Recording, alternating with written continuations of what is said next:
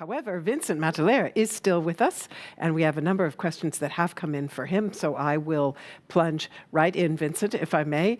And the first question is, will 700 bar on board storage meet mid to long-term requirements of EU heavy-duty long-haul trucking regarding range above 1,000 kilometers? Is there possibly a need to shift to cryogenic storage? Well, I would like to ask a question to this. In the EU, is it really necessary to go above 1,000 kilometer range? Especially if when I hear that in Germany they will have 750 stations, and also the truck drivers cannot drive even this long distance at once. I'm not sure about that. And also compared to cryogenic, we are, like I already said, we do not oppose liquid hydrogen. So liquid hydrogen is a possibility in the future for sure to have also long distance trucking possible. That was my answer. Thank you very much. Next question. Are you not concerned about the energy density limitations for 700 bar compressed gaseous hydrogen when compared to liquid hydrogen? For example, we already see compressed natural gas trucks struggling with range compared with liquid natural gas trucks. Okay. Well, that will depend on our customers, on the customer needs. So obviously, when we develop trucks or together with other partners, there will be a certain range connected to it. So it will be the customer decision in the end if he finds this acceptable or not. Thank you very much. Let's move on to our next question.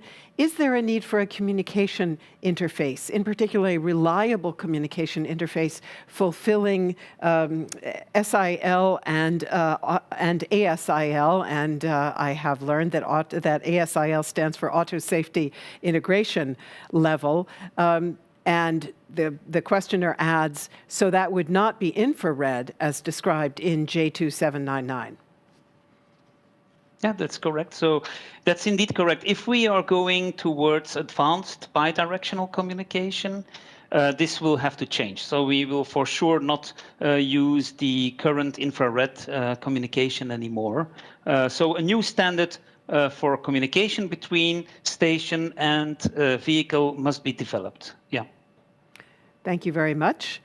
Next question reads, Hiro's son from Toyota said once, the first million from Toyota will use 70 bar, and then we will see. Now all your road vehicles are indeed developed to be 70 bar. What is your vision for a mid and long term for hydrogen storage and fueling? We have not yet reached those 1 million fuel cell vehicles. So it will take it still a little bit of time. But as I already said, yes, we have an open mind. It's not that we want to object against any type of storages. So we are looking into all kinds of storages, and liquid hydrogen, for example, is also into this. But at this moment, we think 70 megapascal, the stations are existing, the technology is existing, it is already working properly. So we think at this stage, 70 megapascal is a good solution for medium and heavy duty trucks. Thank you.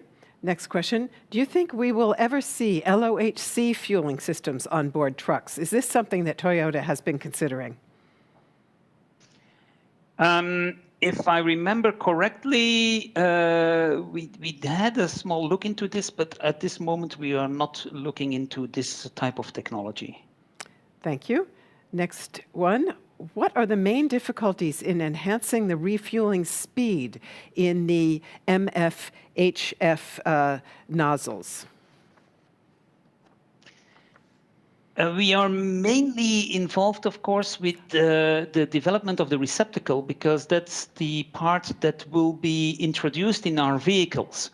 And there no specific struggles to improve the receptacle to a mid-flow version. The costs will not be expensive, so it will be quite easy. For the nozzle part, that is obviously being developed by partners who are in the nozzle industry. So I cannot currently not comment on this. Thank you very much. Next question. Could you please give an overview of the CFD simulations? What are the main questions to be answered, and what are the results so far? So the CFD simulations, so the modeling itself has not yet started. So they only did the meshing of the CFD. They will soon start with the modeling, and then we will see what the results are of those CFD simulations. But the exact technical details, honestly, I don't know myself. I would have to ask Air Liquide and Engie, who have this information. You can forward me the question if you like, and then we can look at it within the Pride group to answer this specific question about CFD. Thank you very much for that offer. Let's work in just a couple more if we can. Is it a correct understanding that Toyota and partners are changing the definition for high flow used for H35? High flow is up to 120 grams per second to H70 medium flow, meaning medium flow equals up to 180 grams per second, and high flow up to 300 grams a second. Yeah, that seems so, because that was the definition for 35 megapascal nozzles. So for 70 megapascal, that's the choice we made for the naming. It can still change in the future, of course, but at this moment we call this the medium flow and the heavy flow nozzle. Yeah. So in that sense, it's a small change of naming for if you compare to 35 megapascal. That's correct. Thank you very much. And here comes the last one, Vincent Mattelaer, with many thanks for bearing with us.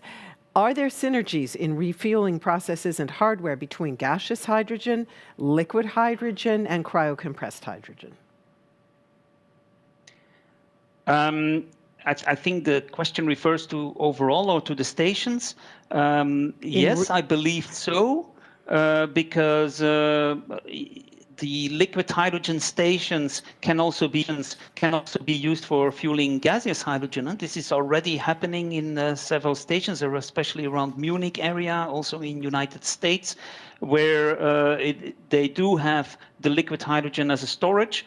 So you can use it to dispense, for example, a liquid hydrogen truck, or also a gaseous truck. So I think in that sense, if you look at the hydrogen economy for stations, you can combine both. Vincent Mattelaer from Toyota, many, many thanks for taking us through both Pride and what you're doing here in the refueling area. We appreciate that very, very much.